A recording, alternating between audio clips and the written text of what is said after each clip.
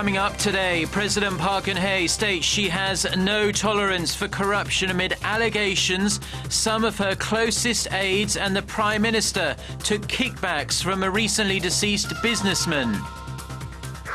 Korea marks the solemn first anniversary of the Sewol-ho ferry sinking. We have a special report on how the families of the victims have been coping.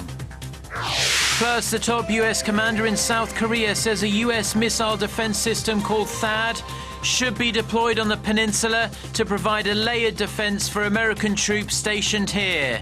Stay tuned for these stories and more.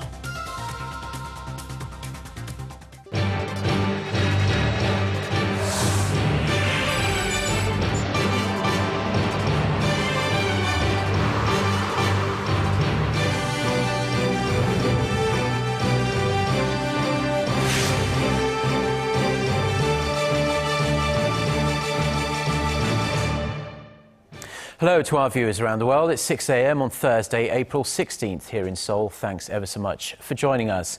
I'm Mark Broome.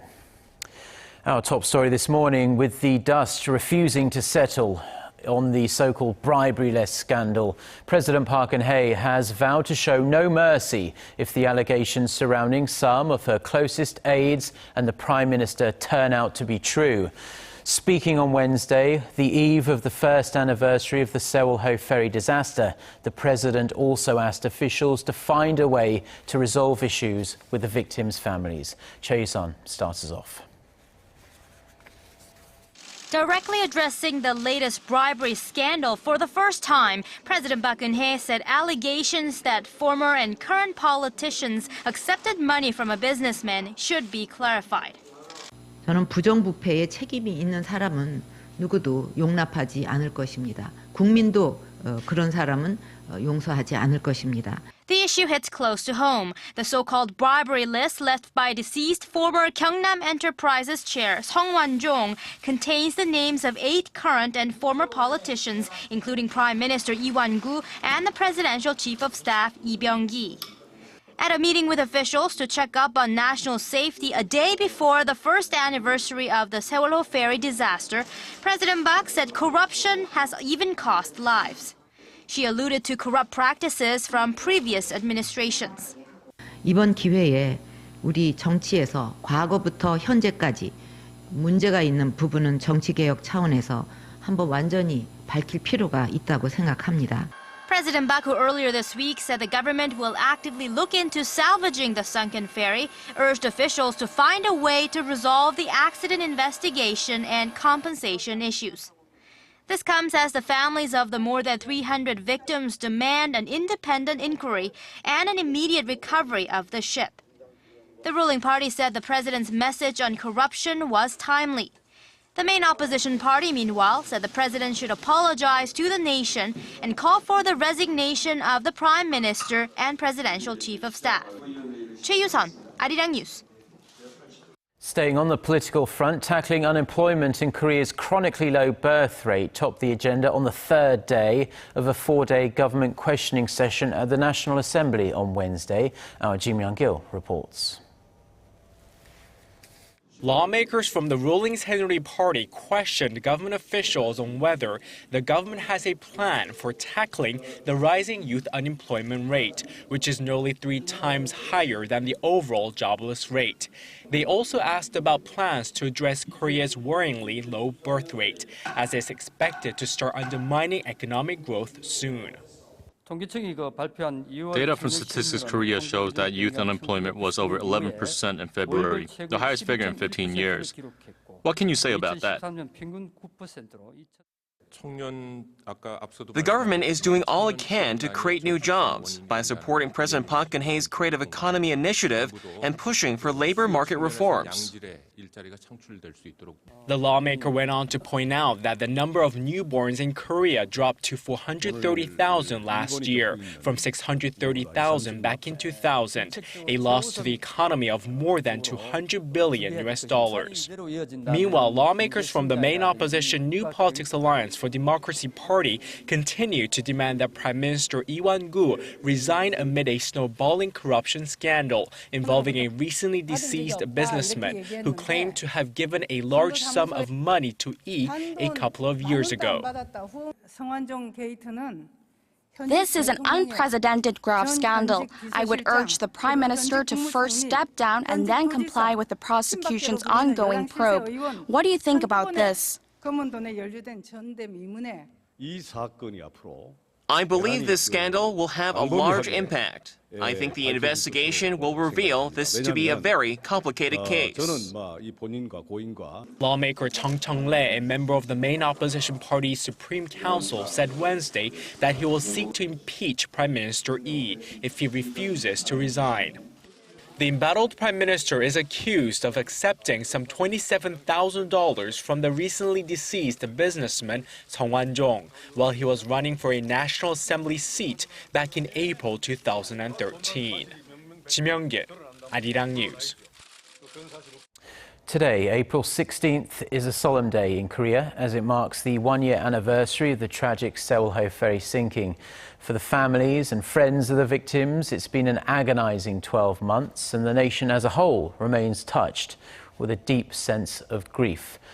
For more on how the bereaved families, volunteers and citizens have tried to recover from the disaster, Connie Kim reports. Through sun, rain, wind and snow, Oh Byung-hwan has been at this protest camp since August.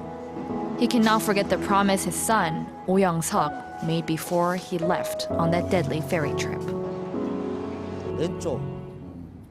I had surgery on my left leg. When I was in the hospital, my son would visit me after school and he would take me out in a wheelchair. I remember Young-seok telling me he wanted to become a nurse so that he could help the injured. He's no longer here to keep his word. I miss him. Young-seok's father is one of the hundreds of parents mourning their children and demanding that the tragedy never be forgotten or repeated. For some families, closure is especially elusive. Still living with the pain of a year ago, the parents and volunteers have not given up hope that the 9 people who are still missing will be found. Many families, volunteers, and supporters believe salvaging the ship and uncovering the truth behind the sinking are necessary to prevent future disasters and honor the dead. The elderly, foreigners, and students stopped by to sign their petition. Many foreigners have been showing interest in the petition. Students especially come voluntarily to participate. Memories of the victims fill up the central square, photos of their happiest times, school uniforms, and messages of hope. People line up to leave flowers, burn incense sticks, and honor those lost to the sea. 세월호가 침몰해서 운명을 달리한 어떻게 우리 친구들이에요, 그죠? 하늘나라에서 평안히 안식 취하라고 진심 어린 마음으로 간단하게 명령 한번 드리겠습니다. As hundreds gather for ceremonies to commemorate the tragedy, it continues to be a painful event in the country's history. Connie Kim, Arirang News. Now, in the rest of the day's news, Korea's Vice Foreign Minister says Seoul will convey a clear and stern message to Japan regarding their long-running feud over Tokyo's historical wrongdoings. Speaking to reporters upon his arrival in Washington for a trilateral meeting with his US and Japanese counterparts, Jo Tae-yong stressed that Korea is making diplomatic efforts to get Japan to act based on a correct perception of history. He added that, at the same time, Seoul is also promoting cooperation with Tokyo on issues of mutual interest, such as the nuclear threat posed by North Korea. Thursday's meeting in Washington involves Jo, US Deputy Secretary of State Tony Blinken, and Japanese Vice Foreign Minister Akitaka Saiki. The 3 sides will discuss trilateral cooperation for security in Northeast Asia. The commander of US forces in Korea has reiterated the need for deploying Washington's missile defense system to the Korean peninsula to enhance defense capabilities.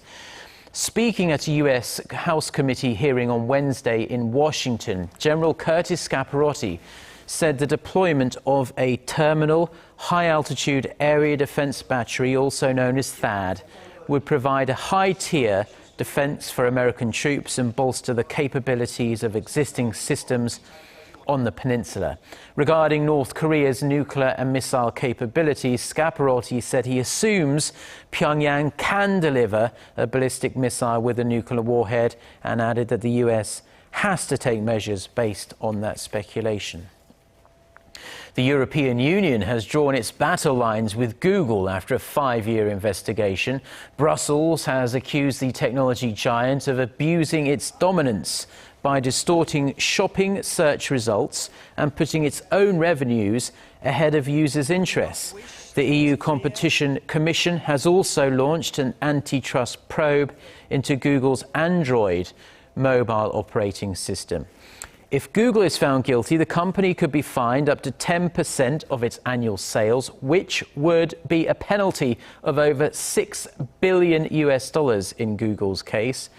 Google hit back at the EU's claims, saying that people can now find and access information in numerous different ways, and allegations of harm are not true. Google has 10 days to respond to the complaint. Another alarm for the Greek economy amid the deafening buzz of many others. Credit ratings firm S&P has downgraded Greece's sovereign rating even further into junk territory, slashing Greece to CCC+ from B- with a negative outlook. S&P said the country's financial commitments would be unsustainable without deep economic reform or further relief. S&P adds that Greece's economy has continued to shrink over the last 6 months, and this is despite the favourable conditions of low oil prices and a weak euro. There are mounting concerns Athens could run out of cash unless it can unlock extra bailout funds at next week's meeting of Eurozone finance ministers in the Latvian capital of Riga. The Chinese economy grew at its slowest pace in 6 years in the first quarter of this year. The country's National Bureau of Statistics says China's GDP expanded 7% on year between January and March. The Bureau attributed the slowdown to a decline in housing sales, as well as a drop in global demand for Chinese products. Despite the slowing growth, Beijing remained optimistic, saying it will focus on maintaining a stable economy by strengthening the job market. And that slowing Chinese economy and low global oil prices are putting a dent in Korean exports, which are the main pillars of the economy. To stem the tide, the government has announced a new set of measures. Our Kim Min-ji has the details. The government has unveiled a set of measures to help Korean companies boost exports in the face of slowing outbound shipments. Exports came to $133.6 billion in the first 3 months of the year, falling nearly 3% from the same period a year ago. The fall comes on the back of a sharp decline in global oil prices, which has led to a cut in the prices for petroleum and petrochemical products, the nation's main exports. The measures are aimed at shoring up small and mid-sized companies by tackling non-tariff barriers to trade in other markets, as well as further tapping into China's consumer goods markets and boosting electronic transactions. There are companies that establish and manage online malls. We will help them expand into China by pairing them with small and medium-sized companies. The government also plans to strengthen cooperation with e-commerce companies such as Alibaba, the largest such firm in China, by facilitating the registration of roughly 900 local products and approximately 100 local firms. The government is also seeking to help local firms promote their products in other promising regions, such as the US and the Middle East, and provide customized support to firms targeting emerging markets.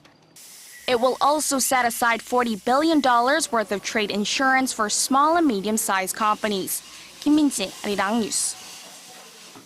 Now moving on to the latest jobs report here in Korea, and the number of new jobs added last month was the lowest in almost 2 years, and the unemployment rate also inched up from 1 year ago. Our Shin Se-min has the numbers.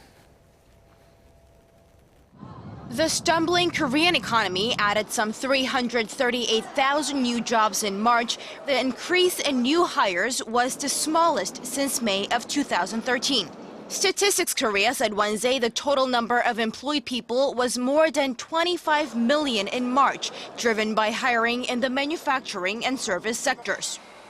The employment rate for people between the ages of 15 and 64 remained at 64.9%, unchanged from the previous month. The report also showed that the unemployment rate was at 4% in March. That's lower than the 4.6% recorded in February, but 0.1 percentage point higher than the previous year. The unemployment rate for young Koreans between the ages of 15 and 29 fell to 10.7% last month, down from the 11.1% tallied in February, the highest monthly figure since the data was first collected in 2000. It's slow going, but one expert says that the economy is showing signs of growth and employment will pick up soon. But the key here is that the growth rate on the hiring front is slowing.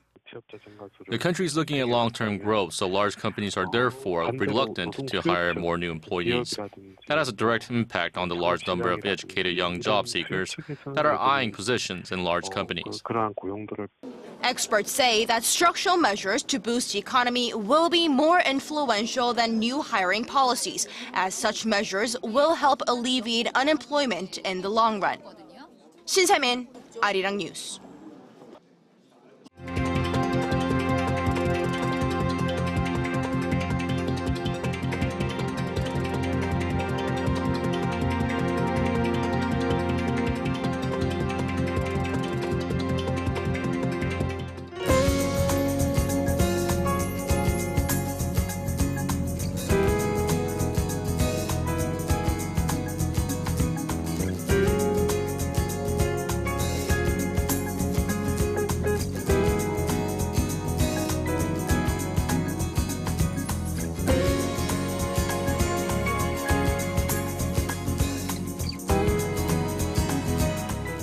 Well, that's all we have for now. I'm Mark Broome. Thanks as always for watching, and we do hope to see you at the same time tomorrow. Goodbye.